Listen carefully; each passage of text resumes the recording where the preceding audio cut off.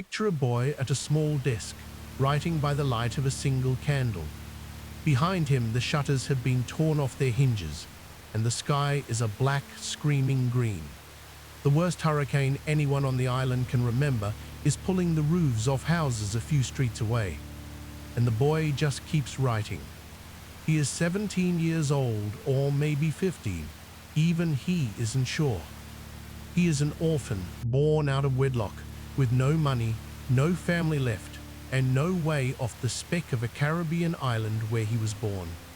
One day, his face will be printed on a nation's money. But not yet. Tonight he is nobody, a penniless clerk in the wreck of a storm, filling a page. His name is Alexander Hamilton, and that page, a letter about a hurricane, is the thing that is about to get him out. To understand how a storm became a boy's way out, you have to start with how little he had to lose. Alexander Hamilton was born on a speck of an island called Nevis, somewhere around the year 1755, and he came into the world with 2 strikes against him. He was illegitimate, a bastard, in the cruel bookkeeping of the colonial Caribbean, and he was poor. In a rigid little world of sugar planters, that was a door that stayed shut. His father was a Scottish trader with a real gift for failing at business.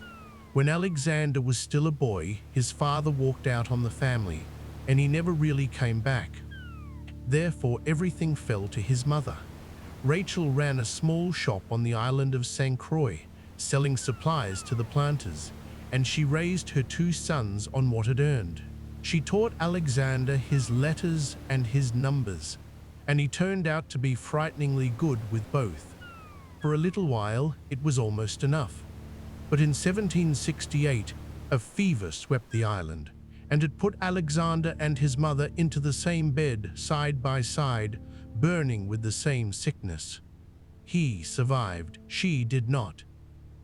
Rachel died on the 19th of February, 1768, with her son lying feverish beside her. He was 11 or maybe 13.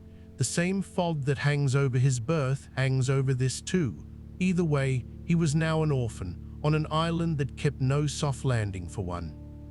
Here is where most orphans in his position simply vanish out of history. Alexander and his brother were taken in by a cousin named Peter Lytton. It should have been a rescue.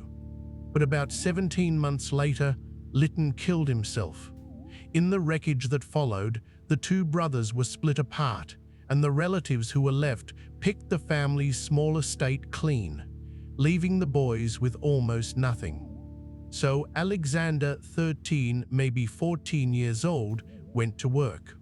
He became a clerk at a trading house called Beekman and Kruger in the port of Christiansted, a boy on a stool, keeping the books for a company that shipped sugar, rum, timber, and enslaved human beings across the Atlantic. He handled cargo, currencies, and account ledgers. And he was staggeringly good at it. He was so good that when the owner sailed off for months at a time, he left a teenager in charge of the whole firm, pricing cargo, ordering ship captains around, running the numbers of an entire business. But he was still a clerk on a rock in the sea, and he knew it. We know exactly how much he knew it because he wrote it down. In a letter to a friend when he was about 14, he said something no contented boy ever says. He wrote that he despised, his word was contemn, the groveling condition of a clerk, and that he would willingly risk my life to exalt my station. And then the line that gives the whole game away. I wish there was a war. He had a mind built for something enormous and absolutely nowhere to put it. The trap wasn't really the poverty. The trap was the island itself. And then the island tried to kill everyone on it. On the night of August the 31st, 1772, one of the most violent hurricanes in living memory came ashore at St. Croix in the dark. It flattened houses, threw ships up onto the land, and drowned people in their own streets.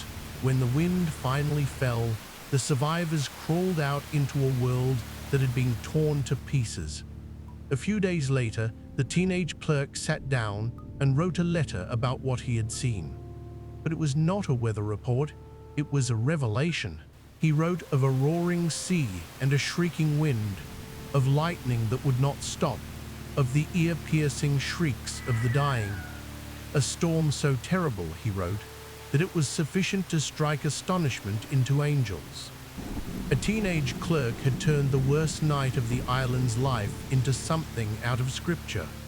His mentor was a minister named Hugh Knox, a man who had lent the boy books and watched his mind grow. Knox read the letter, and Knox did the thing that changed everything. He had it printed in the island's newspaper. Therefore, for the first time, the whole island read Alexander Hamilton, and they could not believe a penniless clerk had written it. The letter was a sensation. The story goes that even the governor wanted to know who the author was. So the men with money on that island did something remarkable. They took up a collection, passing the hat to raise enough to send this boy across the sea to North America and give him the education his mind so plainly deserved.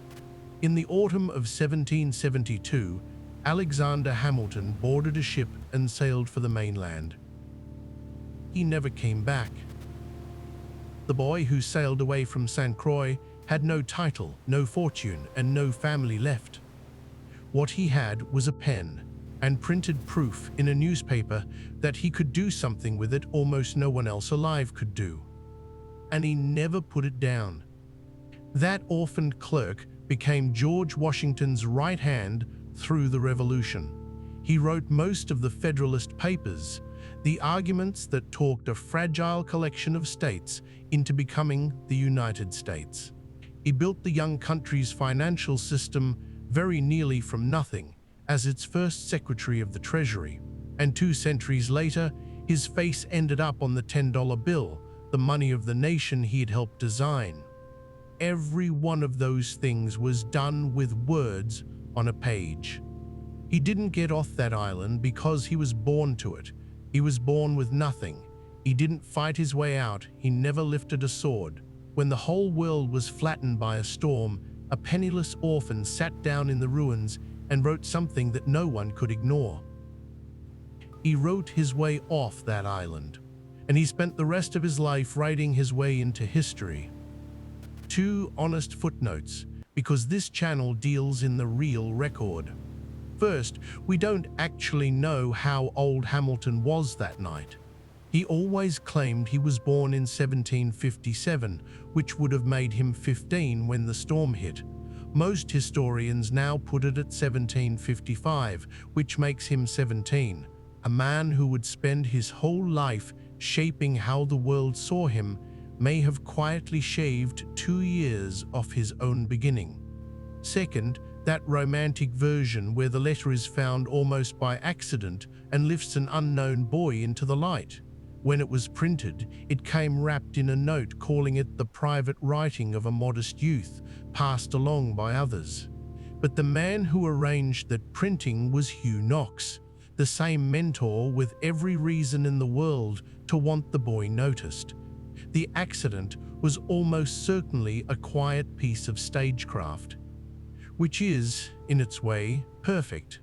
The boy who wrote his way off that island already understood the power of a good story, including his own. If you want more true stories about the moment before the famous became famous, subscribe. Every source, ancient and modern, is listed in the description.